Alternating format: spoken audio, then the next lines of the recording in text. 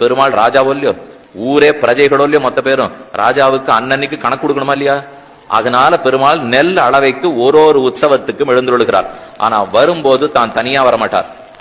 மற்ற சமயம்லாம் இவர் தனியா தனியா தோழிக்கு ஞாடோட எழுந்து விடுறாரு.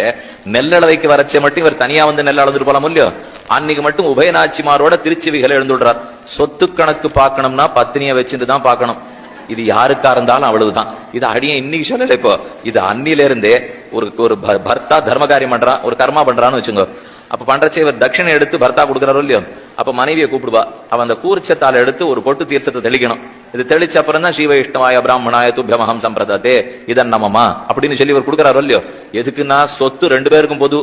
இவர் பாட்டுக்கு சத்தம் காட்டாம யாருக்கான எடுத்து கொடுத்துட்டு போயிட்டாருனா, அதனால அவ வந்து தீர்த்தத்தை புரோக்ஷித்தா அனுமதித்தாள்னு அர்த்தம். அதனால எப்பவுமே சொத்து கணக்கு பார்க்கணும்னா தனியா பார்க்க கூடாது என்பதை நம்பெருமாள் அழகிய மணவாளனிடத்தே தெரிந்து கொண்டோம்.